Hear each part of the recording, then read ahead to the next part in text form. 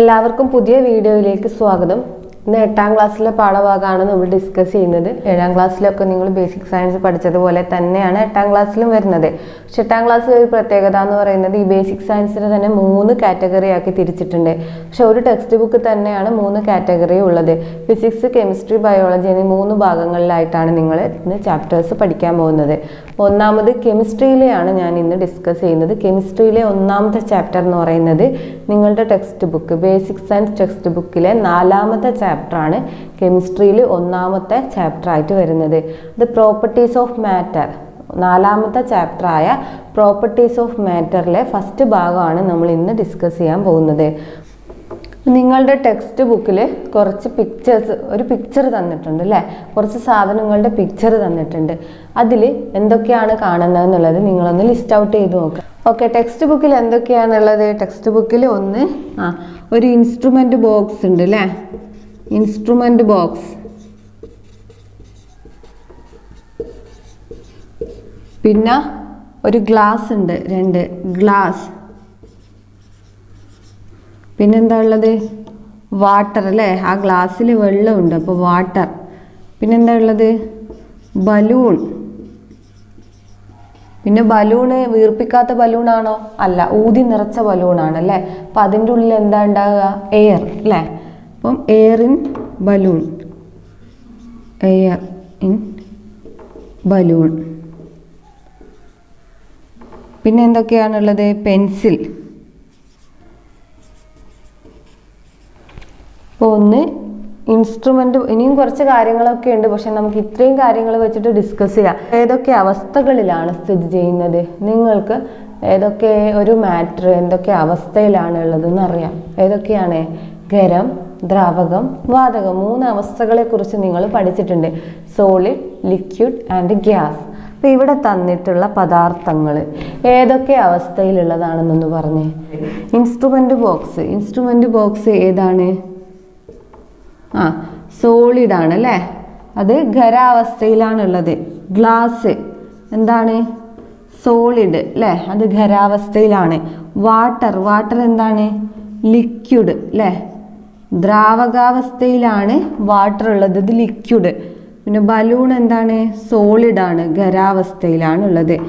Air in balloon എന്താണ്?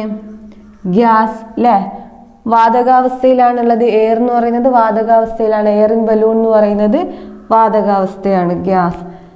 ഇനി pencil എന്താണ്? സോളിഡ് ആണ്.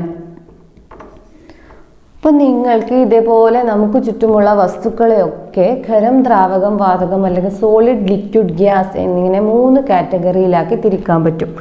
നിങ്ങളുടെ ടെക്സ്റ്റ് ബുക്കിൽ കുറച്ച് പരീക്ഷണങ്ങളാണ്, കുറച്ച് എക്സ്പെരിമെന്റ്സ് ആണ് ആദ്യം തന്നെ തന്നിട്ടുള്ളത്. വളരെ സിമ്പിളായിട്ടുള്ള എക്സ്പെരിമെന്റ്സ് ആണ്, നിങ്ങൾക്ക് വീട്ടിൽ തന്നെ ചെയ്തു നോക്കാൻ പറ്റുന്ന എക്സ്പെരിമെന്റ്സ് ആണ് അതിലുള്ളത്.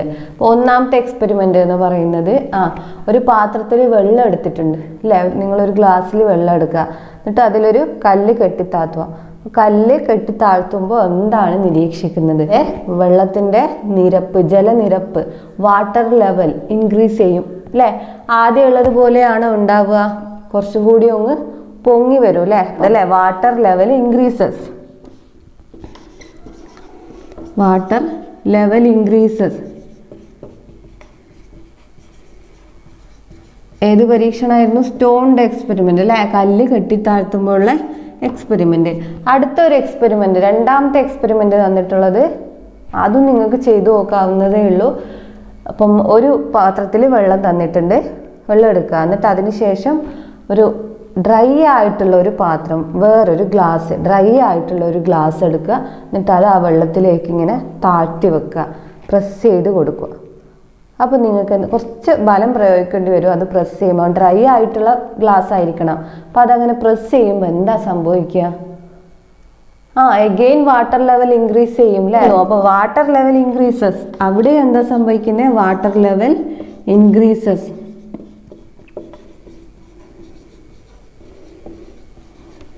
അവിടെ എന്തുകൊണ്ടാണ് വാട്ടർ ലെവൽ ഇൻക്രീസ് ചെയ്യുന്നത്? എന്താണ് നമ്മൾ 2ാമത് കമഴ്ത്തി വെച്ച ഗ്ലാസ്സിലുള്ളത്? അതിൽ എയർ നിറഞ്ഞിട്ടുണ്ടാവും അല്ലേ. അതിൽ വെള്ളം കയറുന്നുണ്ടോ? ഇല്ല, വെള്ളം കയറില്ല. അതിൽ വായുവാണുള്ളത്. വെള്ളം കയറാത്തത് കൊണ്ട് തന്നെ നമ്മൾ കാണുന്നില്ല, എന്തോ ഒരു വസ്തു അതിലുണ്ട്, അത് എയറാണ്. അപ്പോൾ വായുവാണ് അതിനുള്ളിലുള്ളത്. അപ്പോൾ എയർ എന്ന് പറയുന്നത് ഗ്യാഷ്യസ് സ്റ്റേറ്റിലാണ് ഉള്ളത് അല്ലേ. അപ്പോൾ ഗ്യാസ്. ഒന്നാമത്തെ എക്സ്പെരിമെന്റിൽ നമ്മൾ മനസ്സിലാക്കിയത് എന്താണ്? വാട്ടർ ലെവൽ ഇൻക്രീസ് ചെയ്യുന്നത് എന്തുകൊണ്ടായിരിക്കും? അവിടെ കല്ല് വരുമ്പം വെള്ളത്തിൻ്റെ ലെവൽ ഇൻക്രീസ് ചെയ്യുന്നു. അപ്പോൾ എന്താ അതിനർത്ഥം? കല്ലിന് അവിടെ സ്ഥിതി ചെയ്യാൻ സ്ഥലം ആവശ്യമാണ് അല്ലേ. കല്ല് എന്ന് പറയുന്ന ആ ഒരു വസ്തുവിന്, ആ മാറ്ററിന് സ്ഥലം ആവശ്യമാണ്, സ്പേസ് ആവശ്യമുണ്ട് സ്ഥിതി ചെയ്യാൻ വേണ്ടി. കല്ലും കൂടി വരുമ്പോൾ അതിൻ്റെ സ്ഥലവും കൂടി വരുന്നത് കൊണ്ട് ഇൻക്രീസ് ചെയ്യുന്നു. അതുപോലെ തന്നെ എന്താണ് രണ്ടാമത്തെ എക്സ്പെരിമെന്റിൽ എന്താ നമ്മൾ ഗ്യാസ് ആയിരുന്നു അല്ലേ. അപ്പോൾ ഗ്യാസിന് സ്ഥിതി ചെയ്യാൻ സ്ഥലം ആവശ്യമാണ്. അപ്പോൾ ഇത് സോളിഡ് സ്റ്റേറ്റിലാണ് ഉള്ളത്, ഇത് ഗാഷ്യസ് സ്റ്റേറ്റിലാണ് ഉള്ളത് അല്ലേ. രണ്ട് വസ്തുക്കളും അപ്പോൾ രണ്ടിനും സോളിഡും ഗ്യാസിനും വേണം എന്ത് സ്ഥിതി ചെയ്യാൻ സ്ഥലം ആവശ്യമാണ്. വെള്ളത്തിന് സ്ഥലം ആവശ്യമാണെന്ന് നമുക്കറിയാം. നമ്മൾ പാത്രത്തിൽ വെള്ളം എടുത്തപ്പോൾ അതിന് സ്ഥലം ആവശ്യമാണ് സ്ഥിതി ചെയ്യാൻ. അപ്പോൾ ഈ രണ്ട് എക്സ്പെരിമെന്റിൽ നിന്ന് നമുക്ക് മനസ്സിലാവുന്നത് സോളിഡ്, ലിക്വിഡ്, ഗ്യാസ് ഇതിനൊക്കെ സ്ഥിതി ചെയ്യാൻ എന്ത് വേണം? സ്ഥലം ആവശ്യമാണ്. അപ്പോൾ സോളിഡ്, ലിക്വിഡ്, ഗ്യാസിനെല്ലാം നമുക്ക് ഒരുമിച്ച് പറയുകയാണെങ്കിൽ നമുക്ക് മാറ്റർ എന്ന് പറയാം. മാറ്റർ നീഡ് സ്പേസ് അല്ലേ. മാറ്ററിന് സ്ഥിതി ചെയ്യാൻ സ്പേസ്. മാറ്റർ റിക്വയർ അല്ലെങ്കിൽ need space to occupy. Matter need space to occupy. ഇതാണ് നമ്മൾ ഈ രണ്ട് എക്സ്പെരിമെന്റിൽ നിന്നും മനസ്സിലാക്കുന്നത്. മൂന്നാമതൊരു എക്സ്പെരിമെന്റ് ഉണ്ട് ടെക്സ്റ്റ് ബുക്കിൽ. എന്താണ്? രണ്ട് ബലൂണ് ഫില്ല് ചെയ്തിട്ടുണ്ട്, എന്നിട്ടത് ഒരു വടിയുടെ രണ്ടറ്റത്തായിട്ട് കെട്ടിയിടുക. അപ്പം അതെന്താവും? ഒരേപോലെയാണ് കാറ്റ് നിറച്ചിട്ടുള്ളതെങ്കിൽ ഇതിങ്ങനെ നേരെ നിൽക്കും അല്ലേ ആ വടി. ഇനി ആ വടി ഒന്ന് താഴും. എപ്പോഴാണ്? ഇങ്ങോട്ട് താഴുന്നുണ്ടെങ്കിൽ ഈ സൈഡിലുള്ള ബലൂണിന് അല്ലെ കാറ്റ് കൂടുതലാണെങ്കിലാണ് ഇങ്ങോട്ട് താഴുക അല്ലേ. ഇനി ഇപ്പുറത്തോട്ട് താഴുകപ്പ ഇപ്പുറത്തുള്ള ബലൂണിനാണ് കാറ്റ് കൂടുതലെങ്കിൽ അല്ലേ. അപ്പം കാറ്റ് കൂടുതൽ എന്ന് പറഞ്ഞാൽ അതിനൊരു ഭാരം കൂടുതലുള്ള ഭാഗത്തേക്കാണത് താഴ്ന്നു നിൽക്കുക അല്ലേ. ഇനി ഈ രണ്ട് ബലൂണ് നമ്മൾ ഫില്ല് ചെയ്തിട്ടുണ്ട്. ഇപ്പോൾ ഒരു ബലൂണ് പൊട്ടിക്കുകയാണ്. അപ്പോൾ എന്താ സംഭവിക്കുക? ഇത് നിങ്ങൾക്ക് ചെയ്തു നോക്കാവുന്നേ ഉള്ളൂ. ബലൂണ് പൊട്ടിക്കുമ്പോൾ പൊട്ടിക്കാത്ത ബലൂണ് താഴോട്ട് വരുന്നു. എന്തുകൊണ്ടാണ്? പൊട്ടിക്കാത്ത ബലൂണിനൊരു ഭാരമുണ്ട് അല്ലേ. അപ്പോൾ പൊട്ടിക്കാത്ത ബലൂണിൽ എന്താണുള്ളത്? എയറാണുള്ളത്. അപ്പോൾ എയറിന് ഭാരമുണ്ട് അല്ലേ. എയറിന് ഭാരമുണ്ട്. എയർ എന്ന് പറയുന്നത് ഗ്യാസ് ആണ്, ഗ്യാഷ്യസ് സ്റ്റേറ്റിലാണല്ലോ. അപ്പോൾ ഗ്യാസിന് ഭാരമുണ്ട് അല്ലേ. It has mass. Gas have mass അല്ലേ. പിന്നെ സോളിഡ് സ്റ്റേറ്റിലാണ് ഉള്ളതെങ്കിൽ മാസ് ഉണ്ട് നിങ്ങൾക്ക് അറിയാം അല്ലേ. സോളിഡ് സ്റ്റേറ്റിലുള്ള വസ്തുക്കളെല്ലാം നമ്മൾ എടുക്കുമ്പോൾ ഭാരം അനുഭവപ്പെടുന്നു. ലിക്വിഡ്, ഒരു കുപ്പിയിൽ വെള്ളം എടുത്താൽ നമുക്ക് ഭാരം അനുഭവപ്പെടുന്നുണ്ട്. അപ്പോൾ സോളിഡ്, ലിക്വിഡ്, ഗ്യാസ് ആണ് നമുക്ക് സംശയം ഉണ്ടായിരുന്നത്. അപ്പോൾ ഈ ഒരു എക്സ്പെരിമെന്റ് വരുമ്പോൾ നമുക്ക് എന്താ മനസ്സിലാവും? ഗ്യാസിനും ഭാരമുണ്ട് അല്ലേ. അപ്പോൾ സോളിഡ്, ലിക്വിഡ്, ഗ്യാസ് ഇവക്കൊക്കെ ഭാരമുണ്ട്. ഇവയൊക്കെ നമുക്ക് പൊതുവായിട്ട് എന്ത് വിളിക്കാം? Matter have mass. മാറ്ററിന് മാസ് ഉണ്ട്. ഒന്നാമത് നമ്മൾ പഠിച്ചു മാറ്ററിന് സ്പേസ്, സ്ഥലം ആവശ്യമാണ്. രണ്ടാമത് മാറ്ററിന് മാസ് ഉണ്ട്. അപ്പം നമുക്ക് ഇതൊക്കെ വെച്ചിട്ട് മാറ്റർ അല്ലെങ്കിൽ ദ്രവ്യത്തിന് ഒരു ഡെഫിനിഷൻ കൊടുക്കാം. എന്താണ്? Matter is anything that occupy space and has mass. എന്തിനേയും നമുക്ക് എന്തിനേയും നമുക്ക് മാറ്റർ എന്ന് വിളിക്കാം. രണ്ട് കണ്ടീഷനേ ഉള്ളൂ. എന്താണ്? അതിന് മാസ് ഉണ്ടായിരിക്കണം, അതിന് സ്ഥിതി ചെയ്യാൻ സ്ഥലം ആവശ്യമായിരിക്കണം. അപ്പം മാറ്റർ എന്താണെന്ന് ചോദിച്ചാൽ matter is anything that occupy space and have mass. അത് ഓർത്ത് വെക്കുക. Space and mass. അത് സ്ഥലവും ആവശ്യമാണ്, അതിന് മാസ് ഉണ്ട്. ഈ രണ്ട് ടേംസ് ഓർത്ത് വെക്കുക. ടെക്സ്റ്റ് ബുക്കിൽ ഒരു ടേബിൾ തന്നിട്ടുണ്ട്, അത് നമുക്ക് കംപ്ലീറ്റ് ചെയ്യാം. സോളിഡ്, ലിക്വിഡ്, ഗ്യാസ്, ഇതൊക്കെ 3 സ്റ്റേറ്റ്സ് ഓഫ് മാറ്റർ ആണ് അല്ലേ. മാറ്ററിൻ്റെ 3 അവസ്ഥകളാണ്: സോളിഡ്, ലിക്വിഡ്, ഗ്യാസ്, ഖരം, ദ്രാവകം, വാതകം. അപ്പോൾ ടെക്സ്റ്റ് ബുക്കിൽ കുറച്ച് പ്രോപ്പർട്ടീസ് തന്നിട്ടുണ്ട്. അത് സോളിഡ്, ലിക്വിഡ്, ഗ്യാസ് ഏതിനൊക്കെ ചേരുന്നതാണ് എന്നുള്ളത് നമുക്ക് മനസ്സിലാക്കാം. ഓക്കെ. അപ്പോൾ ഒന്നാമത്തെ പ്രോപ്പർട്ടി ഹാസ് മാസ്. സോളിഡിന് മാസ് ഉണ്ടോ? ഉണ്ട്, ഹാസ് മാസ്. പിന്നെയോ രണ്ടാമത്തെ പ്രോപ്പർട്ടി ഹാസ് മാസ്. അത് തന്നെ ലിക്വിഡിന് മാസ് ഉണ്ടോ? ഉണ്ട് അല്ലേ. അടുത്തത് ഗ്യാസിന് മാസ് ഉണ്ടോ? അത് നമ്മളൊരു എക്സ്പെരിമെൻ്റ് വഴി കണ്ടെത്തി ഗ്യാസിന് മാസ് ഉണ്ട്. അടുത്തത് ഹാസ് ഡെഫിനിറ്റ് വോളിയം. സോളിഡിനും വോളിയം ഉണ്ടോ? ഉണ്ട്. ലിക്വിഡിന് വോളിയം ഉണ്ട് അല്ലേ? ഇതിപ്പോൾ ഏത് പാത്രത്തിലെടുത്താലും അത് ലിക്വിഡിൻ്റെ അത് ഒക്യുപ്പൈ ചെയ്യുന്ന സ്പേസ് എന്ന് പറയുന്ന സെയിം ആയിരിക്കുമല്ലോ. അപ്പോൾ ലിക്വിഡിനൊരു വോളിയം ഉണ്ട് അല്ലേ? ഗ്യാസിന് വോളിയം ഉണ്ടോ? ഗ്യാസിന് നോ ഡെഫിനിറ്റ് വോളിയം. എന്തുകൊണ്ടാ? ഗ്യാസ് ഇപ്പം നമ്മളൊരു ചെറിയ പാത്രത്തിലാണ് എടുത്തെങ്കിൽ അത് ആ ചെറിയ പാത്രത്തിൻ്റെ ഉള്ളിൽ ഒതുങ്ങി നിൽക്കും. ഇനി കുറച്ചുകൂടി വലിയ പാത്രത്തിലാണ് എടുത്തെങ്കിൽ എന്ത് ചെയ്യും?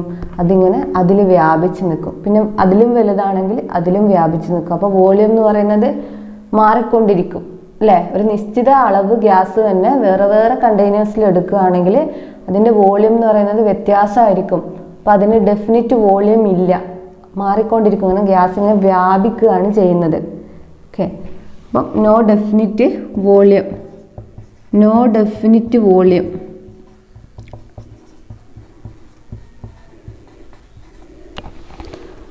പിന്നെന്താണ്? Has permanent shape. Permanent shape ഉണ്ടോ? സോളിഡിനുണ്ട് അല്ലേ? സോളിഡിൻ്റെ ഷേപ്പ് മാറുന്നില്ല. ലിക്വിഡിനുണ്ടോ? ലിക്വിഡിന് പെർമനൻറ്റ് ഷേപ്പ് ഇല്ല അല്ലേ? എന്തുകൊണ്ടാ? നമ്മൾ ഏത് പാത്രത്തിലാണ് എടുത്ത ആ പാത്രത്തിൻ്റെ ഷേപ്പായിരിക്കും ലിക്വിഡിനുണ്ടാകുക. ലിക്വിഡിനായിട്ടൊരു ഷേപ്പില്ല. അങ്ങനെയാണ് സോളിഡ് ഇല്ല. സോളിഡ് ഏത് പാത്രത്തിലെടുത്താലും സോളിഡിൻ്റെ ഷേപ്പ് മാറുന്നില്ല. ഗ്യാസോ? ഗ്യാസിന് നോ ഡെഫിനിറ്റ് ഷേപ്പ് അല്ലേ? ഗ്യാസും നമ്മൾ ഏത് പാത്രത്തിലാണ് എടുത്ത് ആ പാത്രത്തിൻ്റെ ഷേപ്പായിരിക്കും ഉണ്ടാവുക. അപ്പോൾ മാസുള്ള മൂന്നിനും മാസ് ഉണ്ട്. വോളിയം ഡെഫിനിറ്റ് വോളിയം ഉള്ളത് സോളിഡിനും ലിക്വിഡിനും മാത്രം. പെർമനൻറ്റ് ഷേപ്പ് ഉള്ളത് സോളിഡിന് മാത്രം. അപ്പോൾ ഈ ഓരോ പ്രോപ്പർട്ടി ഓരോന്നിനും കുറഞ്ഞ് കുറഞ്ഞ് വരുന്നുണ്ട് അല്ലേ? അങ്ങനെ മനസ്സിലാക്കാൻ എളുപ്പത്തിന് മൂന്നിനും മാസ് ഉണ്ട്. വോളിയം ഡെഫിനിറ്റ് വോളിയം സോളിഡിനും ലിക്വിഡിനും മാത്രമേ ഉള്ളൂ. പെർമനൻറ്റ് ഷേപ്പ് ഒന്നിന് മാത്രമേ ഉള്ളൂ. ഏതാ? സോളിഡ് സ്റ്റേറ്റിൽ മാത്രമേ പെർമനൻ്റ് ആയിട്ടൊരു ഷേപ്പ് ഉള്ളൂ. അടുത്തത് ടെക്സ്റ്റ് ബുക്കിലൊരു എക്സ്പെരിമെൻ്റ് തന്നെയാണ് പറയുന്നത്. ഒരു പാത്രത്തിൽ കുറച്ച് വെള്ളം എടുക്കുക, അതിൽ പൊട്ടാസ്യം പെർമാംഗനേറ്റ്. പൊട്ടാസ്യം പെർമാംഗനേറ്റ് എന്ന് പറഞ്ഞാൽ വയലറ്റ് കളറിലുള്ള കുഞ്ഞു കുഞ്ഞു പൊടിയാണ് അല്ലേ? അപ്പോൾ ഈ പൊട്ടാസ്യം പെർമാംഗനേറ്റിൻ്റെ പൊടി ഇടുക. അപ്പോൾ എന്ത് സംഭവിക്കും? മൊത്തം വയലറ്റ് നിറമായി മാറും അല്ലേ? വെള്ളം മൊത്തം വയലറ്റ് നിറാവും. പക്ഷേ നിങ്ങൾ അതിലേക്ക് സൂക്ഷിച്ച് നോക്കിയാൽ അതിൽ പൊട്ടാസ്യം പെർമാംഗനേറ്റിൻ്റെ തരികൾ കാണുന്നുണ്ടോ? ഇല്ല. ഓട്ടെ, നമുക്ക് വേറൊരു എക്സാമ്പിൾ നോക്കാം. പൊട്ടാസ്യം പെർമാംഗനേറ്റ് നിങ്ങളുടെ കയ്യിൽ ഉണ്ടാവില്ല, അപ്പോൾ നിങ്ങൾക്ക് ഇത് ചെയ്ത് നോക്കാൻ പറ്റില്ല. നമുക്ക് വേറൊരു എക്സാമ്പിൾ നോക്കാം. നിങ്ങളൊരു ഗ്ലാസ്സിൽ വെള്ളം എടുക്കുക, എന്നിട്ടോ അതിൽ കുറച്ച് പഞ്ചസാര ചേർത്ത് കൊടുക്കുക, നന്നായി സ്റ്റിർ ചെയ്ത് കൊടുക്കുക, ഇളക്കി കൊടുക്കുക. എന്നിട്ട് എന്ത് ചെയ്യുക? പഞ്ചസാര വെള്ളം വായിലാക്കി നോക്കുക. അപ്പോൾ എന്താണ് അതിൻ്റെ ടേസ്റ്റ്? മധുരം ഉണ്ടാവും അല്ലേ? പഞ്ചസാരയ്ക്ക് മധുരം ഉണ്ടായിരുന്നു, വെള്ളത്തിലും മധുരമുണ്ട്. പക്ഷേ അതിൽ നിങ്ങൾ നോക്കിയാൽ പഞ്ചസാര തരികൾ കാണുന്നുണ്ടോ? നന്നായി സ്റ്റിർ ചെയ്തിട്ടുണ്ടെങ്കിൽ പഞ്ചസാര തരികൾ കാണില്ല അല്ലേ? പക്ഷേ എന്നാലും അവിടെ എന്തുണ്ട്? മധുരമുണ്ട്. അപ്പോൾ ആ പാർട്ടിക്കിൾ അവിടെ ഉണ്ട് അല്ലേ? പക്ഷെ ആ പാർട്ടിക്കിളിനെ നമുക്ക് കാണാൻ പറ്റുന്നില്ല. അപ്പോൾ എന്താണ്? ആ പാർട്ടിക്കിൾ എന്ന് പറഞ്ഞാൽ വളരെ ചെറുതായത് കൊണ്ടാണ് നമുക്കത് കാണാൻ പറ്റാത്തത്. അങ്ങനെ എല്ലാ വസ്തുക്കളും കുഞ്ഞു കുഞ്ഞു പാർട്ടിക്കിൾസ് കൊണ്ടാണ് നിർമ്മിക്കപ്പെട്ടിട്ടുള്ളത്. ഓരോ ഇതിൻ്റെ ഉള്ളിലും ചെറിയ ചെറിയ പാർട്ടിക്കിൾ ഉണ്ടാവും. ഇപ്പോൾ ഒരു പഞ്ചസാര തരിയെ നമ്മൾ കഷ്ണമാക്കുക, നമുക്ക് പറ്റുന്ന അത്രയും ചെറിയ കഷ്ണമാക്കിയിട്ട് അത് രുചിച്ച് നോക്കിയാലും എന്തുണ്ടാവും? അതിന് മധുരം ഉണ്ടാവും അല്ലേ? അങ്ങനെ ഏതൊരു വസ്തുവിനെ അതിനെ ഏറ്റവും ചെറിയ കഷ്ണമാക്കിയാലും ആ ചെറിയ പീസിന് വരെ എന്ത് ചെയ്യും? മൊത്തം അതിൻ്റെ പ്രോപ്പർട്ടീസ് ഒക്കെ ഉണ്ടാവും. പഞ്ചസാരയുടെ പ്രോപ്പർട്ടി എന്താണ്? മധുരമുണ്ട്, അതിനൊരു പ്രോപ്പർട്ടിയാണ്. അപ്പം മധുരം ഏറ്റവും ചെറിയ പീസിന് വരെ മധുരമുണ്ട്. അതിനർത്ഥം എന്താ? ഏതൊരു വസ്തുവിനെയും അതിനെ ഏറ്റവും ചെറിയ ചെറിയ കണമാക്കി നമുക്ക് കാണാൻ പറ്റുന്നതിൽ ഏറ്റവും ചെറിയ കണമാക്കിയാലും അതിന് ആ വസ്തുവിൻ്റെ എല്ലാ പ്രോപ്പർട്ടിയും ഉണ്ടാവും. പക്ഷെ നമ്മൾ കാണാൻ പറ്റാത്തത്ര ചെറിയ പീസാക്കിയാലോ അതിനും ഇതേ പ്രോപ്പർട്ടീസ് ഒക്കെ ഉണ്ടാവും. വസ്തുവിൻ്റെ എല്ലാ പ്രോപ്പർട്ടീസും ഉണ്ടാവും. അങ്ങനെ എല്ലാ വസ്തുക്കളും വളരെ ചെറിയ, വളരെ മൈന്യൂട്ടായിട്ടുള്ള പാർട്ടിക്കിൾസ് കൊണ്ടാണ് നിർമ്മിക്കപ്പെട്ടത്. ആ പാർട്ടിക്കിളിൻ്റെ പ്രത്യേകത എന്താണ്? ആ പാർട്ടിക്കിള് എല്ലാ പ്രോപ്പർട്ടീസ് ഉണ്ടാവും. ആ ഒരു മെറ്റീരിയലിൻ്റെ എല്ലാ പ്രോപ്പർട്ടീസും എക്സിബിറ്റ് ചെയ്യുന്ന വളരെ ചെറിയ പാർട്ടിക്കിൾ കൊണ്ടാണ് എല്ലാ വസ്തുക്കളും നിർമ്മിക്കപ്പെട്ടിട്ടുള്ളത്. ഓക്കെ, ഇനി എല്ലാ വസ്തുക്കളുടെ ഇടയിലും ചെറിയ ചെറിയ പാർട്ടിക്കിൾസ് ഉണ്ട് എന്ന് പറഞ്ഞു. ഇനി പാർട്ടിക്കിൾസ് എങ്ങനെയാണ് ഇതിലൊക്കെ അറേഞ്ച് ചെയ്തിരിക്കുന്നത്? നമ്മൾ പറഞ്ഞു സോളിഡ്, ലിക്വിഡ്, ഗ്യാസ്, ഇങ്ങനെ 3 സ്റ്റേറ്റ്സ് ഉണ്ട്, 3 അവസ്ഥകളുണ്ട്. ഈ 3 അവസ്ഥകളിലും അതിലുള്ളിലെ പാർട്ടിക്കിൾ വ്യത്യസ്ത രീതിയിലാണ് അറേഞ്ച് ചെയ്തിട്ടുള്ളത്. അപ്പോൾ സോളിഡ് ആണെങ്കിൽ ഈ പാർട്ടിക്കിൾ എന്തായിരുന്നു? ഏറ്റവും ചെറിയ പാർട്ടിക്കിൾ, എല്ലാ വസ്തുവും നിർമ്മിക്കപ്പെട്ടിട്ടുള്ള ഏറ്റവും ചെറിയ പാർട്ടിക്കിൾ. അങ്ങനെ പാർട്ടിക്കിൾസ് ഒക്കെ അറേഞ്ച് ചെയ്തിരിക്കുന്നത് എങ്ങനെയാണ്? വ്യത്യസ്ത രീതിയിലാണ്. Solid, liquid, gas. നമുക്ക് നോക്കാം എങ്ങനെയാണ് സോളിഡ്, ലിക്വിഡ്, ഗ്യാസ് എന്നിവയിലെ പാർട്ടിക്കിൾസിന്റെ അറേഞ്ച്മെന്റ് നടന്നിട്ടുള്ളത് എന്ന് നോക്കാം.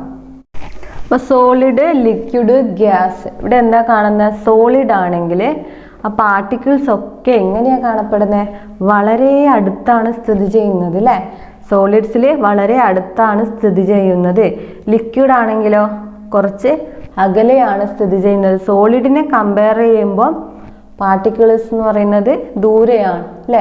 ഗ്യാസിലോ പാർട്ടിക്കിൾസ് വളരെ ദൂരെയാണ്. 2 പാർട്ടിക്കിൾ തമ്മിലുള്ള അകലം എന്ന് പറയുന്നത് കൂടുതലാണ് അല്ലേ? അപ്പോൾ സോളിഡിലാണ് ഏറ്റവും അടുത്ത് പാർട്ടിക്കിൾസ് സ്ഥിതി ചെയ്യുന്നത്, പിന്നെ ലിക്വിഡ്സിൽ, പിന്നെ ഗ്യാസിൽ.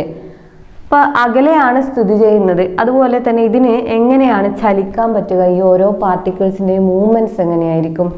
ഇതിലുള്ള പാർട്ടിക്കിളിന് ചലിക്കാൻ പറ്റുമോ? ഇല്ല, അടുത്തടുത്താണുള്ളത് അല്ലേ? നമ്മൾ ഒരുപാട് കുട്ടികളെ ഒരു ക്ലാസ്സിൽ ഇങ്ങനെ കുത്തി നിറച്ചിട്ടാണുള്ളതെന്ന് വിചാരിക്കുക. അപ്പം നമുക്ക് നീങ്ങാൻ പറ്റുമോ? ഇല്ല. നമ്മൾ തമ്മിലുള്ള അകലം എന്തായിരിക്കും? കുട്ടികൾ തമ്മിലുള്ള അകലം എന്തായിരിക്കും? വളരെ കുറവായിരിക്കും. നമുക്ക് നീങ്ങാൻ പറ്റില്ല അല്ലേ? അപ്പം അതിന് മൂവ്മെൻറ്റ് കുറവായിരിക്കും. ഒന്നാമത് പഠിച്ചു അവ തമ്മിലുള്ള അകലം, പാർട്ടിക്കിൾസ് തമ്മിലുള്ള അകലം കുറവായിരിക്കും. പിന്നെ അതിന് മൂവ്മെൻറ്റ്സ് കുറവായിരിക്കും, പാർട്ടിക്കിൾസിൻ്റെ മൂവ്മെൻറ്റ്സ് കുറവായിരിക്കും. സോളിഡിൽ നമ്മൾ ഒരു ക്ലാസ്സിൽ തിക്കി നിറച്ചത് ആലോചിച്ച് നോക്കുക. പിന്നെ അതിൽ കുറച്ച് ആൾക്കാരൊക്കെ പോയി എന്ന് വിചാരിക്കുക. അപ്പോൾ എന്താവും? ലിക്വിഡ് ആവും. അതായത് അകലം കുറഞ്ഞു, പാർട്ടിക്കിൾ തമ്മിലുള്ള അകലം കുറഞ്ഞിട്ടാണുള്ളത്. അല്ല, അകലം കൂടി. സോളിഡ് ആണെങ്കിൽ പാർട്ടിക്കിൾസ് തമ്മിലുള്ള അകലം കുറവാണ്, ഒട്ടും അകലമില്ല. ലിക്വിഡ് ആണെങ്കിൽ കുറച്ച് അകലം വന്നു അല്ലേ? അകലം വന്നാൽ എന്താ? അവിടെ കുറച്ച് സ്ഥലമുണ്ട് ഈ പാർട്ടിക്കിൾസിന് മൂവ് ചെയ്യാൻ വേണ്ടി, കുറച്ച് ഫ്രീഡം ഉണ്ട്. അപ്പോൾ ഇവിടെ ലിക്വിഡ്സിൽ മൂവ്മെൻറ്റ്സ് കൂടുതലായിരിക്കും സോളിഡിനെ കമ്പയർ ചെയ്യുമ്പോൾ. ഗ്യാസിലോ കുറേ സ്ഥലമുണ്ട്, അതുകൊണ്ട് ഒരുപാട് മൂവ്മെൻറ്റ്സ് നടക്കും അല്ലേ? അപ്പോൾ ഗ്യാസിലാണ് മൂവ്മെൻറ്റ്സ് കൂടുതൽ, പിന്നെ ലിക്വിഡിൽ, പിന്നെ സോളിഡിൽ ഏറ്റവും കുറവ്. പാർട്ടിക്കിൾസ് തമ്മിലുള്ള അട്രാക്ഷൻ എങ്ങനെയായിരിക്കും? നമ്മൾ 2 ആൾക്കാർ അടുത്ത് നിൽക്കുമ്പോൾ ഉള്ള അട്രാക്ഷൻ ആയിരിക്കുമോ അകന്ന് നിൽക്കുമ്പോൾ? അടുത്ത് നിൽക്കുമ്പോൾ ആയിരിക്കും അട്രാക്ഷൻ കൂടുതൽ. അപ്പോൾ ഈ പാർട്ടിക്കിൾസിന് അട്രാക്ഷൻ കൂടുതലാണ്, അതുകൊണ്ടാണ് നമ്മളിങ്ങനെ അടുത്ത് നിൽക്കുന്നത് അല്ലേ? പിണഞ്ഞ് നിൽക്കുന്നത്. പിന്നെ ഇതിന് അട്രാക്ഷൻ കുറവ്, ഇതിന് അതിലും കുറവ്. അപ്പോൾ 3ൻ്റെയും പ്രോപ്പർട്ടീസ് നമുക്ക് പഠിക്കാം. സോളിഡിന് പാർട്ടിക്കിൾസ് അടുത്ത് സ്ഥിതി ചെയ്യുന്നു, പാർട്ടിക്കിൾസ് ആർ വെരി ക്ലോസർ. പിന്നെ ഇത് കുറച്ച് ഡിസ്റ്റൻസിലാണ് പാർട്ടിക്കിൾസ് ഉള്ളത്, ഇത് വളരെ ദൂരെയാണ് ഉള്ളത്. പിന്നെന്താ? പൊസിഷൻ പറഞ്ഞു. പിന്നെ അതിൻ്റെ മൂവ്മെൻറ്റ്സ് കൂടുതൽ ഗ്യാസിലായിരിക്കും, ലിക്വിഡിലും സോളിഡിലും മൂവ്മെൻറ്റ്സ് കുറവായിരിക്കും. അടുത്ത എന്താ? Attractive force between the particles. ഏതിലായിരിക്കും കൂടുതൽ? സോളിഡിൽ. ഏറ്റവും കുറവ് അട്രാക്റ്റീവ് ഫോഴ്സ് ഉള്ള ഏതിലാണ്? ഗ്യാസിലെ പാർട്ടിക്കിൾസ് തമ്മിൽ അട്രാക്റ്റീവ് ഫോഴ്സ് ഏറ്റവും കുറവായതുകൊണ്ടാണ് അതിന് മൂവ്മെൻറ്റ്സ് നടക്കാൻ പറ്റുന്നത് അല്ലേ? അടുത്ത് സ്ഥിതി ചെയ്യുന്നില്ല, അകന്ന് സ്ഥിതി ചെയ്യുന്നതുകൊണ്ട് അതിന് ഒരുപാട് സ്പേസ് ഉണ്ട്, അതിന് മൂവ്മെൻറ്റ്സ് നടക്കും. അപ്പോൾ ഈ 3 പ്രോപ്പർട്ടീസും നന്നായി മനസ്സിലാക്കുക. Gas, liquid, solid, liquid, gas എന്നീ 3 സ്റ്റേറ്റ്സ് ഓഫ് മാറ്ററിലും ഈ 3 പ്രോപ്പർട്ടീസും നന്നായി മനസ്സിലാക്കുക. ഇനി നമുക്ക് അവസ്ഥാ പരിവർത്തനം, ഇതിൻ്റെ ചേഞ്ച് ഓഫ് സ്റ്റേറ്റ്സ്, സോളിഡിന് ലിക്വിഡിലേക്കും ലിക്വിഡിന് ഗ്യാസിലേക്കുമുള്ള ചേഞ്ചസിനെ കുറിച്ചിട്ടാണ് നമ്മൾ മനസ്സിലാക്കാൻ പോകുന്നത്. സിമ്പിൾ എക്സാമ്പിളിലൂടെ നമുക്കത് മനസ്സിലാക്കാം. അതിനു മുമ്പ് ഇവിടെ ഒരു കാര്യം കൂടി പറയാനുണ്ട്. ഇവിടെ സോളിഡ്, ലിക്വിഡ്, ഗ്യാസ്, ഇതിൽ മൂവ്മെൻറ്റ്സ് ഏറ്റവും കുറവ് സോളിഡിലായിരിക്കും. അപ്പോൾ അവിടെ ഒന്നും അനങ്ങാതെയാണ് പാർട്ടിക്കിൾസ് ഉള്ളത്. അപ്പോൾ അതിൻ്റെ എനർജി എന്തായിരിക്കും?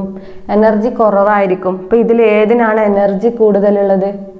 ഗ്യാഷ്യസ് സ്റ്റേറ്റിലാണ് എനർജി കൂടുതലുള്ളത് അല്ലേ? എന്തുകൊണ്ടാണ്? അതിന് മൂവ്മെൻറ്റ്സ് പോസിബിൾ ആണ്, എത്ര ദൂരെ വേണമെങ്കിലും മൂവ് ചെയ്യാനുള്ള ഒരു സ്പേസ് ഉണ്ട്. അപ്പം അതുകൊണ്ട് മൂവ് ചെയ്തുകൊണ്ടിരിക്കുമ്പോൾ അതിന് എനർജിയും കൂടുതലായിരിക്കും. അപ്പം എനർജി, അതിൻ്റെ പാർട്ടിക്കിളിൻ്റെ പൊസിഷൻ, പിന്നെന്താ? Attractive force. മൂന്നാമത് അട്രാക്റ്റീവ് ഫോഴ്സ്, പിന്നെ പാർട്ടിക്കിൾസിൻ്റെ മൂവ്മെൻറ്റ്സ്. ഇങ്ങനെ 4 കാര്യങ്ങൾ ഈ 3 പ്രോപ്പർട്ടി 3 സ്റ്റേറ്റ്സിലുള്ളത് ഓർത്ത് വെക്കുക. നമുക്ക് ഈ മാറ്ററിൻ്റെ 3 അവസ്ഥകൾ, സോളിഡ്, ലിക്വിഡ്, ഗ്യാസ്, ഇതിനെ നമുക്ക് വാട്ടറിൻ്റെ 3 അവസ്ഥകൾ വെച്ചിട്ട് മനസ്സിലാക്കാം, എളുപ്പത്തിൽ മനസ്സിലാക്കാം. വാട്ടർ ഖരാവസ്ഥയിലുള്ള അല്ലെ സോളിഡ് സ്റ്റേറ്റിലുള്ള വാട്ടർ എന്താണ്? ഐസ്. ലിക്വിഡ് വാട്ടർ, മറ്റത് നീരാവി അല്ലെ water vapour. Solid, liquid, gas 3 സ്റ്റേറ്റ്സും നമുക്കറിയാം. ഒന്നാമത്തത് ഐസ്, പിന്നെ വാട്ടർ, പിന്നെ വാട്ടർ വേപ്പർ. അതാണ് 3 സ്റ്റേറ്റ്സ്. അപ്പം നിങ്ങൾ ഫ്രിഡ്ജിൽ നിന്ന് ഒരു ഐസ് എടുക്കുക, എന്നിട്ട് അതിനെ ഒന്ന് ചൂടാക്കുക. എന്ത് സംഭവിക്കും? ഐസ് ഉരുകി വെള്ളമായി മാറും അല്ലേ? പിന്നെയും ചൂടാക്കിയാൽ അതെന്ത് ചെയ്യും? ഈ വെള്ളത്തെ നമ്മൾ ചൂടാക്കിയാൽ എന്താ സംഭവിക്കുക? ചൂടായി തിളച്ച് അത് നീരാവിയായിട്ട് പോകും അല്ലേ? അപ്പം എന്താണ്? അത് വേപ്പർ സ്റ്റേറ്റിലേക്ക് മാറുന്നു അല്ലേ? Solid, liquid. അപ്പോൾ ഗ്യാഷ്യസ് സ്റ്റേറ്റിലേക്ക് പോകുന്നു. അപ്പം ഇത് സോളിഡ്, ഇത് ഐസാണ്. ഐസിന് നമ്മൾ ചൂട് കൊടുക്കുന്നു. അപ്പം എന്താണ്? ഹീറ്റ് അപ്ലൈ ചെയ്യാണ്, ചൂട് കൊടുക്കുക. അപ്പോൾ ഐസ് എന്തായി മാറുന്നു? സോളിഡ് സ്റ്റേറ്റിലുള്ള ഐസ് എന്തായി മാറുന്നു? ലിക്വിഡ് സ്റ്റേറ്റിലേക്ക് മാറുന്നു അല്ലേ? സോളിഡ് സ്റ്റേറ്റിലുള്ള ഐസ് ലിക്വിഡ് സ്റ്റേറ്റിലേക്ക് മാറുന്നു, അതായത് വാട്ടർ. അപ്പം ഐസ് ചൂട് കൊടുത്താൽ വാട്ടർ, അതാണ് ഇത് അല്ലേ? ഇനി ഈ ലിക്വിഡ് തന്നെ ചൂടാക്കിയാൽ എന്താ? വെള്ളം ചൂടായി തിളച്ചിട്ട് എന്താവും? വേപ്പറായി മാറുന്നു, ഗ്യാഷ്യസ് സ്റ്റേറ്റിലേക്ക് പോകുന്നു. അപ്പോൾ ഗ്യാസ്, വേപ്പർ. ഇതാണ് ഈ മുന്നോട്ടുള്ള എയറോ വഴിയുള്ള ഈ ഡയഗ്രാം സൂചിപ്പിക്കുന്നത്. സോളിഡ് സ്റ്റേറ്റിലുള്ളത് ഹീറ്റ് കൊടുത്താൽ ലിക്വിഡ് സ്റ്റേറ്റിലേക്ക് പോകുന്നു, അതായത് ഐസ് ചൂടാക്കിയ വെള്ളമായി മാറുന്നു. പിന്നെ ആ ലിക്വിഡ് സ്റ്റേറ്റിലുള്ളത് വീണ്ടും ചൂടാക്കിയാൽ ഗ്യാഷ്യസ് സ്റ്റേറ്റിലേക്ക് പോകുന്നു. വെള്ളം ചൂടാക്കിയാൽ നീരാവിയായി മാറുന്നു. അതാണ് ഈ രണ്ട് ആരോ മാർക്കിലൂടെ നമുക്ക് മനസ്സിലാവുന്നത്. അപ്പം എന്തുകൊണ്ടാണ് ഈ സോളിഡിന്ന് ലിക്വിഡിലേക്കും ലിക്വിഡിന്ന് ഗ്യാസിലേക്കുമുള്ള ട്രാൻസ്ഫോർമേഷൻ അല്ലെ ചേഞ്ച് നടക്കുന്നത് എന്തുകൊണ്ടാണ്? അവിടെ എന്തുള്ളത് കൊണ്ടാണ്? അവിടെ ചൂടുള്ളത് കൊണ്ട്. ഹീറ്റ് എന്താണ്? എനർജിയാണ് അല്ലേ? Heat is A form of energy. താപം എന്ന് പറയുന്നത് ഊർജത്തിന്റെ ഒരു രൂപമാണ്. അപ്പോൾ ഹീറ്റ് എന്ന് പറയുന്ന ഒരു ഊർജം കൊടുത്തത് കൊണ്ടാണ് ഇവിടെ ചേഞ്ച് ഓഫ് സ്റ്റേറ്റ്സ് ഉണ്ടായത് അല്ലേ? ഓരോ സ്റ്റേറ്റിൽ നിന്ന് ചേഞ്ച് ഉണ്ടായത്, അതായത് അവസ്ഥാ പരിവർത്തനം ഉണ്ടായത് എന്തുകൊണ്ടാണ്? അവിടെ ഒരു ഊർജം കൊടുത്തത് കൊണ്ടാണ്. ഹീറ്റാണ് ഇവിടെ ഊർജം. ഇനി നമ്മൾ ഈ വാട്ടർ വേപ്പറിനെ കണ്ടൻസ് ചെയ്യുക, അതായത് തണുപ്പിച്ചാൽ എന്താ സംഭവിക്കുക? വാട്ടർ വേപ്പറിനെ തണുപ്പിച്ചാൽ ഇതാണ് ഗ്യാസ്. അപ്പം എന്ത് ചെയ്യും? അത് വെള്ളമായിട്ട് മാറും അല്ലേ? നമ്മൾ പഠിച്ചിട്ടുണ്ട് മഴ പെയ്യുന്നതിൻ്റെ എക്സാമ്പിൾസ് നോക്കിയാൽ തന്നെ ഇത് മനസ്സിലാവും. മഴ പെയ്യുന്നത് നീരാവി തണുത്തിട്ട് വെള്ളമായിട്ട് വരുന്നതുകൊണ്ടാണ്. അപ്പോൾ നീരാവി ഗ്യാഷ്യസ് സ്റ്റേറ്റിലാണുള്ളത്. അപ്പോൾ ഗ്യാസ് ലിക്വിഡായി മാറുന്നു തണുക്കുമ്പോൾ. അപ്പോൾ ഈ ലിക്വിഡിനെ തണുപ്പിക്കുമ്പോൾ പിന്നെ എന്താ ഉണ്ടാവുക? ലിക്വിഡിനെ ഫ്രിഡ്ജിൽ വെച്ച് തണുപ്പിച്ചാൽ നമുക്ക് ഐസ് കിട്ടൂലേ വെള്ളത്തെ? അതേപോലെ ലിക്വിഡ് തണുപ്പിച്ചാൽ സോളിഡിലേക്ക് വരുന്നു. അങ്ങനെ ഇപ്പോൾ ഇങ്ങോട്ടും സോളിഡ് ലിക്വിഡിൽ നിന്ന് ഗ്യാസിലേക്ക് അങ്ങോട്ടും മാറ്റം വരുത്താം. അവയിൽ നിന്ന് തിരിച്ച് ആദ്യത്തേൽ സോളിഡിലേക്കും കൊണ്ടുവരാം. അപ്പോൾ സോളിഡിനെ ലിക്വിഡിലേക്കും ലിക്വിഡിനെ ഗ്യാസിലേക്കും മാറ്റാം. അതേപോലെ തന്നെ ഗ്യാസിനെ ലിക്വിഡിലേക്കും ലിക്വിഡിനെ സോളിഡിലേക്കും മാറ്റാം. എന്ത് പറയുന്നത്? ചേഞ്ച് ഓഫ് സ്റ്റേറ്റ്സ് അല്ലെങ്കിൽ അവസ്ഥാ പരിവർത്തനം, അല്ലെങ്കിൽ ഓരോ അവസ്ഥയിൽ നിന്ന്, ഓരോ സ്റ്റേറ്റ്സിൽ നിന്നുള്ള ചേഞ്ച്. സോളിഡിന് ലിക്വിഡായിട്ടും ലിക്വിഡിന് ഗ്യാസിലേക്കും ഉള്ള മാറ്റം. എന്തുകൊണ്ടാണ് ആ മാറ്റം സാധ്യമാകുന്നത്? ഊർജം അപ്ലൈ ചെയ്യുന്നതുകൊണ്ട്. ഇപ്പോൾ ഒരു എനർജി കൊടുക്കുമ്പോൾ സോളിഡിന് ലിക്വിഡായി മാറുന്നു, ലിക്വിഡിന് ഗ്യാസായി മാറുന്നു, ഗ്യാസിന് ലിക്വിഡായി മാറുന്നു, ലിക്വിഡിന് സോളിഡായി മാറുന്നു. അപ്പോൾ ഇവിടെ ഊർജം കൊടുക്കുമ്പോൾ നമ്മൾ നേരത്തെ പഠിച്ചിട്ടുണ്ട് ആ പാർട്ടിക്കിൾസിൻ്റെ സ്ഥിതി ചെയ്യുന്നത് എങ്ങനെയാന്നുള്ളത് അല്ലേ? സോളിഡിൽ വളരെ അടുത്താണ് സ്ഥിതി ചെയ്യുന്നത്. അപ്പോൾ അവിടെ ഒരു ഊർജം കൊടുത്തപ്പോൾ എന്ത് സംഭവിച്ചു? അവ തമ്മിലുള്ള അകലം കൂടി. ഊർജം കൊടുത്തപ്പോൾ അകലം കൂടി, അവയുടെ ചലനം കൂടി. എന്തായി? അത് ലിക്വിഡായി മാറി. അട്രാക്ഷൻ, മോളിക്യൂൾസ് തമ്മിലുള്ള അട്രാക്ഷൻസ്, പാർട്ടിക്കിൾസ് തമ്മിലുള്ള അട്രാക്ഷൻസ് കുറഞ്ഞു അല്ലേ? പാർട്ടിക്കിൾസ് തമ്മിലുള്ള ഒരു ഊർജം കൊടുത്തപ്പോൾ നല്ല അച്ചടക്കത്തിൽ അടുത്തടുത്ത് നിന്ന ആൾക്കാർ എന്തായി? അകന്നകന്ന് പോയി, അവയുടെ ഊർജം കൂടി. അപ്പോൾ അതൊക്കെ മാറ്റം വന്നു അല്ലേ? സോളിഡിന് ലിക്വിഡിലേക്ക് മാറി അല്ലേ? ഹീറ്റ് കൊടുത്തപ്പോൾ ഇതൊക്കെ മാറ്റം വന്നിട്ടുണ്ട്. ലിക്വിഡ് സ്റ്റേറ്റിലുള്ളതിന് ഗ്യാഷ്യസ് സ്റ്റേറ്റിലാക്കുമ്പോൾ എന്ത് സംഭവിച്ചു? പിന്നെയും അതിന് ഊർജം കിട്ടിയപ്പോൾ അത് അകലാൻ തുടങ്ങി. പാർട്ടിക്കിൾസ് തമ്മിൽ അകന്നു, കുറേ ദൂരം അതിന് മൂവ്മെന്റ്സ് പോസിബിൾ ആയി അല്ലേ, അതിന്റെ ചലനം കൂടി അല്ലേ, അട്രാക്ഷൻ ബിറ്റ്വീൻ ദ പാർട്ടിക്കിൾസ് കുറഞ്ഞു. ഓക്കെ, ഇനി ഇത്രയും കാര്യങ്ങൾ നമുക്ക് മനസ്സിലാക്കാം. അതായത് സോളിഡിൽ നിന്ന് ലിക്വിഡിലേക്കും ലിക്വിഡിൽ നിന്ന് ഗ്യാസിലേക്കും ചേഞ്ച് ചെയ്യാം സ്റ്റേറ്റ്സിനെ. മാത്രമല്ല ഇതിലൊക്കെ ചേഞ്ച് ചെയ്യുമ്പോൾ ഇതിനുള്ള പാർട്ടിക്കിൾസിന്റെ ആ ഒരു അവസ്ഥകളും മാറുന്നുണ്ട്. ഇപ്പൊ സോളിഡിൽ നിന്ന് ലിക്വിഡിലേക്ക് മാറുമ്പോൾ അതിന്റെ അവസ്ഥ ലിക്വിഡ്സിലേതിന് സമാനമായിട്ട് മാറി, അത് അകന്നു വന്നു, കുറച്ച് സ്ഥലം കിട്ടി. പിന്നെ ഗ്യാസിലേക്ക് മാറുമ്പോൾ ഒരുപാട് സ്ഥലം കിട്ടി. അപ്പോൾ ഒരേ വസ്തുവിനെ തന്നെ ഈ 3 സ്റ്റേറ്റ്സിലേക്കും നമുക്ക് മാറ്റാൻ വേണ്ടി സാധിക്കും എന്നുള്ളത് മനസ്സിലാക്കുക. ഇനി ഈ സോളിഡ് ലിക്വിഡ് ആവാതെ നേരിട്ട് ഗ്യാസ് ആവുന്ന ഒരു സംഭവവും ഉണ്ട്. അപ്പൊ സോളിഡ് ലിക്വിഡായിട്ടാണ് ഗ്യാസ് ആവുന്നതെന്ന് പഠിച്ചു. ഇനി അല്ലാതെ നാഫ്തലിൻ, പാറ്റ ഗുളിക, പിന്നെ അയോഡിൻ, ഇതൊക്കെ എന്താണ് സോളിഡ് സ്റ്റേറ്റിലുള്ളതിന് ചൂട് കൊടുത്താൽ, ഹീറ്റ് കൊടുത്താൽ നേരിട്ട് വാതകാവസ്ഥയിലേക്ക് മാറുക. അപ്പൊ നാഫ്തലിൻ, നാഫ്തലിൻ എന്ന് പറഞ്ഞാൽ പാറ്റ ഗുളികയാണ്. അത് അവിടെ വെച്ചൊന്ന് ചൂടാക്കിയാൽ പിന്നെ നമുക്ക് അതിന്റെ ലിക്വിഡ് സ്റ്റേറ്റ് കാണാൻ പറ്റില്ല, അത് നേരിട്ട് വേപ്പർ സ്റ്റേറ്റിലേക്ക് മാറിയിട്ടുണ്ടാവും. നമുക്ക് നോക്കാം, ഇതിനെക്കുറിച്ച് ഒന്നുകൂടി ഒന്ന് ഡിസ്കസ് ചെയ്യാം. അപ്പൊ നേരത്തെ പറഞ്ഞ ആ കാര്യം തന്നെ നമുക്ക് വേറൊരു ഫിഗറിലൂടെ സിമ്പിൾ ആയിട്ടൊന്ന് എക്സ്പ്ലെയിൻ ചെയ്യാം. ഇത് ടെക്സ്റ്റ് ബുക്കിലുള്ള ഫിഗർ തന്നെയാണ്. അപ്പൊ സോളിഡിന് നമ്മൾ ഹീറ്റ് കൊടുത്തപ്പോൾ എന്ത് സംഭവിച്ചു? ലിക്വിഡായി മാറി. ആ ഒരു പ്രവർത്തനത്തിന് പറയുന്ന പേരാണ് ലിക്വിഫാക്ഷൻ അല്ലെങ്കിൽ ദ്രവീകരണം എന്ന് പറയുന്നത്. പിന്നെ ലിക്വിഡ് എന്ത് ചെയ്തു? ഗ്യാസ് ആയി മാറി ഹീറ്റ് കൊടുത്തപ്പോൾ, എനർജി കൊടുത്തപ്പോൾ. ആ പ്രവർത്തനത്തിന് പറയുന്ന പേരാണ് വാപ്പറൈസേഷൻ എന്ന് പറയുന്നത്. ഇനി ഇവിടെ ഗ്യാസ് സ്റ്റേറ്റിലേക്ക് മാറി. ഇനി നമ്മൾ ഈ ഗ്യാസിന് എന്ത് ചെയ്യുന്നു? തണുപ്പിക്കുന്നു.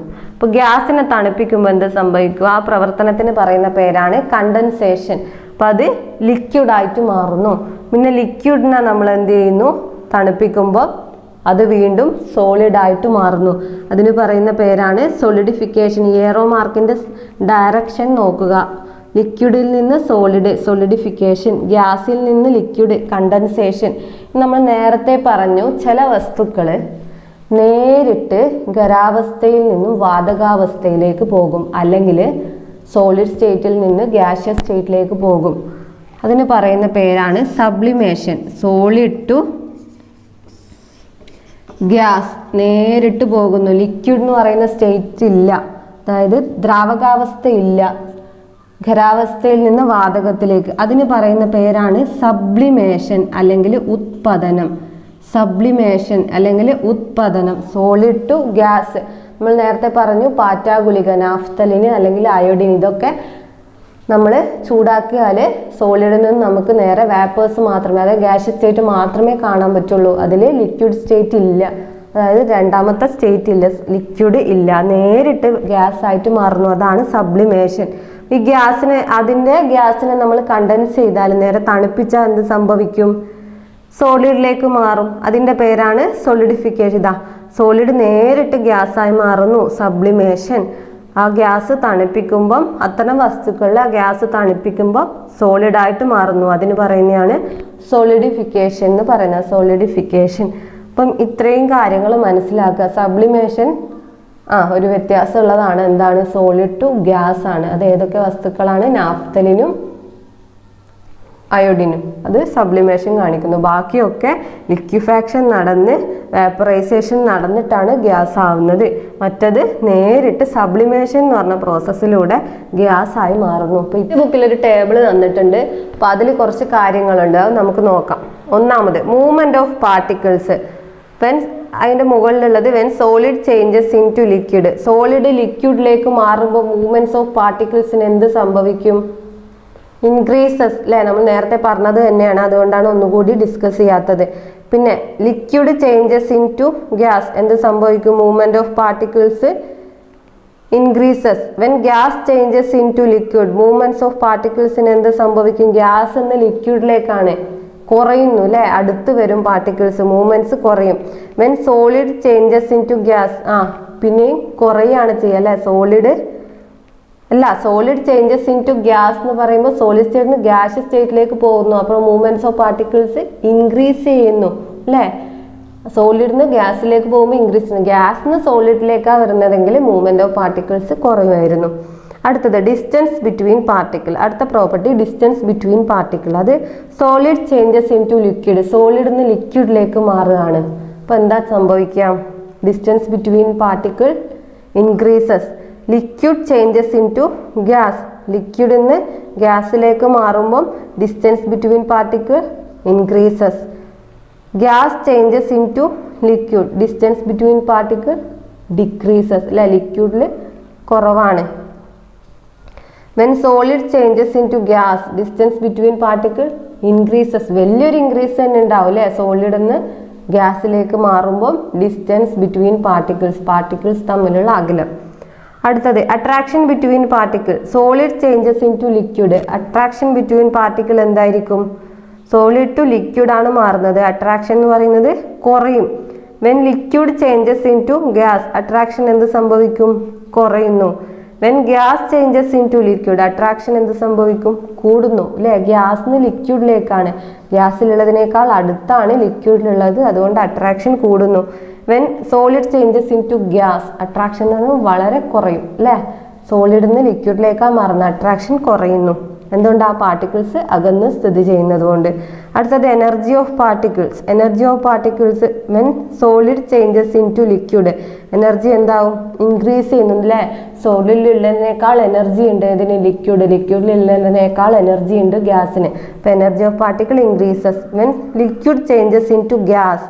ലിക്വിഡിന് ഗ്യാസിലേക്ക് മാറുകയാണ്, അപ്പോൾ എനർജിക്ക് എന്ത് സംഭവിക്കും? ഇൻക്രീസസ് അല്ലേ. ലിക്വിഡിലുള്ളതിനേക്കാൾ എനർജി ഉണ്ട് ഗ്യാസിൽ. When gas changes into liquid എനർജിക്ക് എന്ത് സംഭവിക്കും? കുറയുന്നു. ഗ്യാസിൽ പാർട്ടിക്കിൾസ് ഇങ്ങനെ അകന്ന് വിഹരിച്ചുകൊണ്ടിരിക്കുക, അകന്നിങ്ങനെ അനങ്ങിക്കൊണ്ടിരിക്കുക. ഒരുപാട് സ്ഥലമുണ്ട്, അതിൽ നേരെ ലിക്വിഡിലേക്ക് മാറിയാലോ അതിൻ്റെ സ്ഥലം കുറയുന്നു, അതുകൊണ്ട് എനർജി കുറയുന്നു. അടുത്തത് when gas changes into liquid, അതാണ് കുറയുന്നു. പിന്നെ when solid changes into gas, solid ഗ്യാസിലേക്ക് മാറുമ്പം അവിടെ ഒരുപാട് സ്ഥലം കിട്ടി, അതിന് ഒരുപാട് മൂവ്മെന്റ്സ് നടന്നു, അവിടെ എനർജി എന്ന് പറയുന്നത് കൂടുന്നു. അപ്പോൾ ഇത്രയും കാര്യങ്ങളിൽ മനസ്സിലാക്കുക. എന്തെങ്കിലും ഡൗട്ട് ഉണ്ടെങ്കിൽ വീഡിയോ ഒന്നുകൂടി ഒന്ന് കണ്ടു നോക്കുക. അപ്പോൾ ഇന്ന് നമ്മൾ പ്രോപ്പർട്ടീസ് ഓഫ് മാറ്ററിൽ ചേഞ്ച് ഓഫ് സ്റ്റേറ്റ്സ്, പിന്നെ ഓരോ സ്റ്റേറ്റിലുള്ള ഇത്, പിന്നെ എന്താണ് മാറ്റർ. മാറ്റർ എന്തായിരുന്നു? Matter is anything that occupy space and have mass. അപ്പം അത് ഓർത്തിരിക്കാൻ വേണ്ടി ആ എക്സ്പെരിമെൻറ്റ്സ് ഓർത്തിരിക്കുക. പിന്നെന്താണ്? പിന്നെ ഓരോ ചേഞ്ച് ഓഫ് സ്റ്റേറ്റ്സ്, പിന്നെ അതിന് പറയുന്ന ഓരോ പേര്, പിന്നെ സബ്ലിമേഷൻ എന്താണ്, പിന്നെ ഓരോ സ്റ്റേറ്റ് ചേഞ്ച് ചെയ്യുമ്പോൾ, അതായത് ഓരോ അവസ്ഥകളിൽ മാറ്റം വരുമ്പോൾ അതിൻ്റെ എനർജി, അതിൻ്റെ പാർട്ടിക്കിൾസ് തമ്മിലുള്ള അകലം, പിന്നെന്താ അതിൻ്റെ അട്രാക്റ്റീവ് ഫോഴ്സ്, തമ്മിലുള്ള അട്രാക്റ്റീവ് ഫോഴ്സ്, ഇവക്കൊക്കെ എന്ത് മാറ്റം വരുന്നു, ഇതൊക്കെ ഉള്ളത് ഒന്ന് മനസ്സിലാക്കി വെക്കുക. അപ്പോൾ ഇത്രയും കാര്യങ്ങൾ പറഞ്ഞ് നമുക്ക് ഇന്നത്തെ ക്ലാസ് ഇവിടെ അവസാനിപ്പിക്കാം. അപ്പോൾ അടുത്ത ഭാഗങ്ങൾ അടുത്ത ക്ലാസ്സുകളിൽ നമുക്ക് ഡിസ്കസ് ചെയ്യാം. ബൈ.